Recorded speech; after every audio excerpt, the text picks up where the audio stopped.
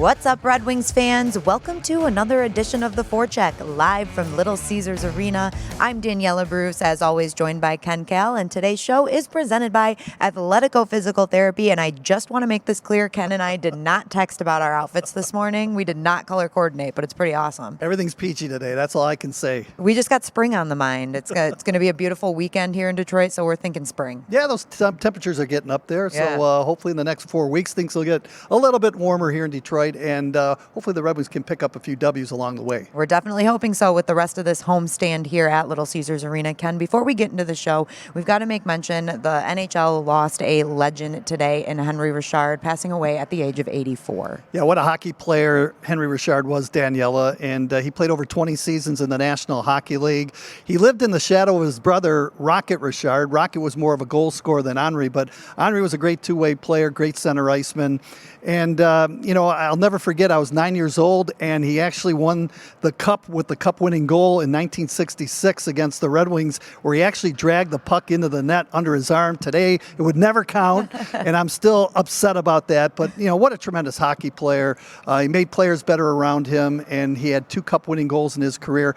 11 Cup rings, that is outstanding. That's the most out of anybody who ever played in the National Hockey League. Henry will be missed. Yes, definitely meant a lot to the whole hockey world. And Ken, we had an exciting hockey game happen around the league last night. It was the Capitals and the Rangers at Madison Square Garden. And you probably could guess that this was going to be a high-scoring game overall. But Mika Zibanejad netted 5 goals last night.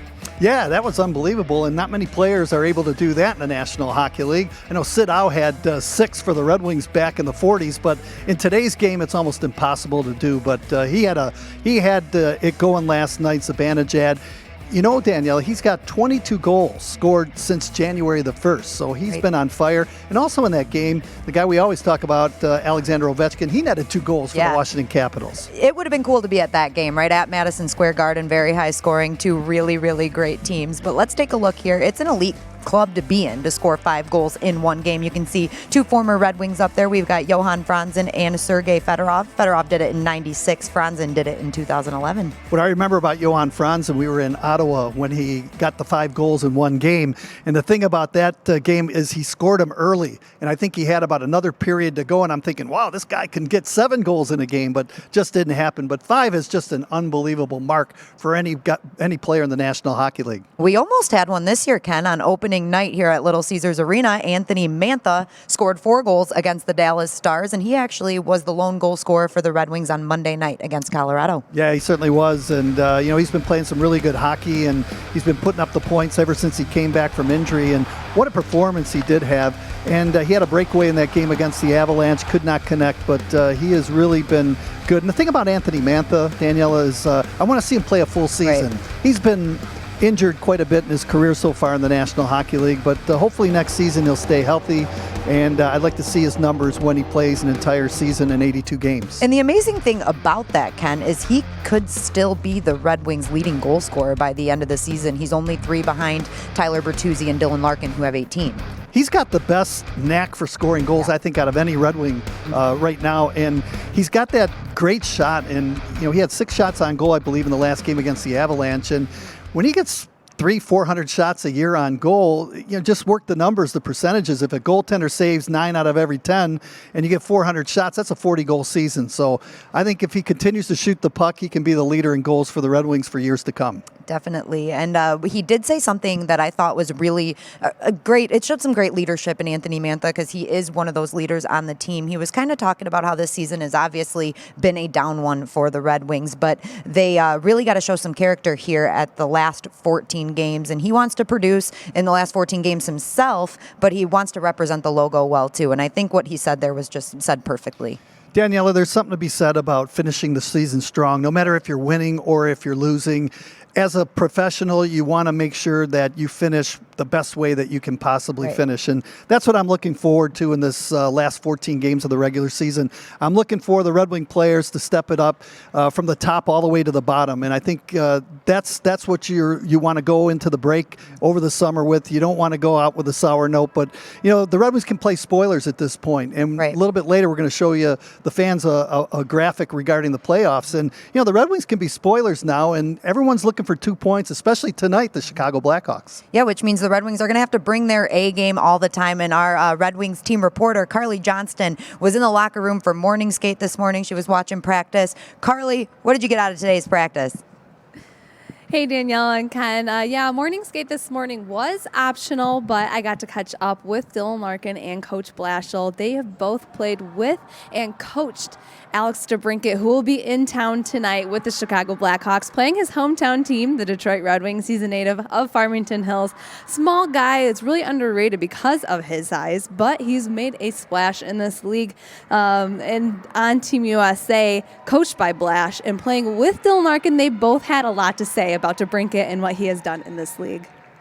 He's a great player. He's very skilled. Funny that he's been doubted his whole career with his size, and I think he's one of those guys that every time there was goalie skates in the summer, or anytime he could get ice, he was out there shooting pucks. And to look at what he did in the OHL and then what he's doing now as an NHL player is no surprise to me. He's always had a great shot and always just scored goals. So, he's always worked on it and put in a lot of work and proved a lot of people wrong, which is pretty cool to see. He's a great guy, and he's a little bit more fun to play with than to play against because he likes playing against us and likes playing here in his hometown. So we're going to have to watch him and make sure he doesn't have time to get a shot off. I like Alex a lot. Really, really good person, unassuming, but again, a competitor, very smart. I think his hockey sense is real good, and he can really shoot it.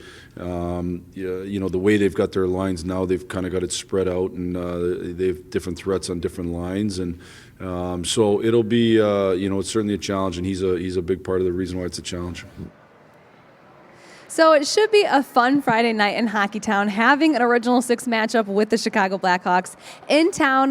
They are playing in a playoff push, so they will really be playing with some desperation, which means the Detroit Red Wings will have to come out and play that full 60 minutes of hockey, really come out of the gates at the start of the game and build off of that. Daniela? Well, thank you, Carly. It's always awesome to see a Michigan native coming back and playing at Little Caesars Arena. But I know I did want to ask you, too, Filip Zadina, he's definitely getting closer to being back in the lineup. Did you get any updates at practice? Yeah, I got to talk to him. It was nice seeing him out there skating. It was optional, so it wasn't really with the whole team. He has not had a practice under his belt in a while now. I know with a broken ankle. He's been really trying to condition, so he's been skating on his own, but I got to talk to him. He's really eager to get back out on the ice, but one thing he did say is that he doesn't want to come back until he's 100%. So he's going to get evaluated by a doctor tonight, and I will know more tomorrow at practice. Awesome. Thank you, Carly, as always, and we'll see you later. Guys. Ken, let's talk a little bit more about Alex DeBrincat because he, is a Red Wing killer, as you mentioned earlier today. And he's got guys like Jonathan Taves and Patrick Kane backing him up, too. Those two guys are incredible as well. DeBrincat had 2 goals in yesterday's game, including the game winner against the Edmonton Oilers. And the thing about DeBrincat is that he's been a Red Wing killer. As you mentioned, he has scored 5 goals in 9 games against Detroit, 9 points in 5 games, by the way, against Detroit. And he's one of those guys, as Carly mentioned, he's not a very big guy in stature, but man, can he shoot the puck. And he's got a couple of 40-goal seasons under his belt right now, and he's just doing really, really good for the Chicago Blackhawks. And as Carly told us, they're in kind of a playoff push right now. They have really, really got to get some points here if they want to get into a wild card spot. They are 4 games back right now, and you can see the West is really, really tight. Yeah, the Blackhawks have to move up the ladder a little bit, but they've been winning a lot of hockey games. Got a 4-game win streak coming into tonight's action against Detroit. Coyotes seem to be slipping a little bit, and the Jets too. But that West is so competitive, and you go on a little bit of a winning streak like the Blackhawks have done, and you can move up the charts pretty quick. The team that I kind of like right now are the Minnesota Wild. They're in the first wild card position in the Western Conference, and we saw Kevin Fiala. He's got a 6-game point streak for Minnesota, and they're playing some really good hockey right now, 75 points. Yeah, they are playing really, really well, Ken. And I know that you kind of wanted to take a look at the Eastern Conference playoff standings while we're talking about the playoff picture. In the East, what are the teams that you like? The teams that I like are teams that are really going good at the wire here. And one of the teams that is really playing some great hockey right now, almost unbeatable at home, are the Philadelphia Flyers. They moved from the wild card position all the way to the second spot, and they're tied right now with the Washington Capitals for first place overall in the Metropolitan Division. As I mentioned, they've won 8 in a row.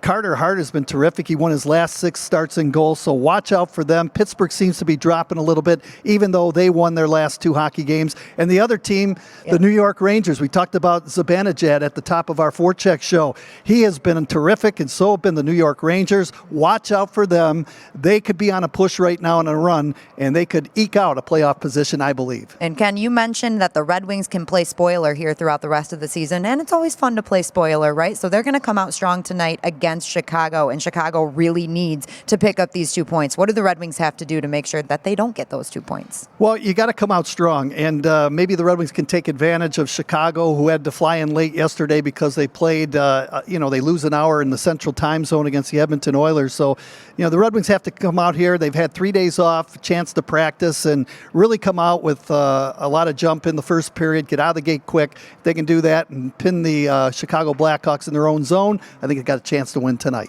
Fans, it's going to be an exciting Original Six matchup here at Little Caesars Arena tonight, and we hope to see you down here for the game. But if you won't be down here, you can catch it on Fox Sports Detroit or tune in to 97.1 The Ticket with your very own Ken Kal. Puck drop is 7:30 p.m. Ken, you got to make sure you text me for Sunday so we can match again. All right, I'll get the email out and you'll know. All right, it's daylight savings, so maybe something bright again. Oh, yeah, don't be late. I won't be late. Thank you, guys. We'll see you on Sunday.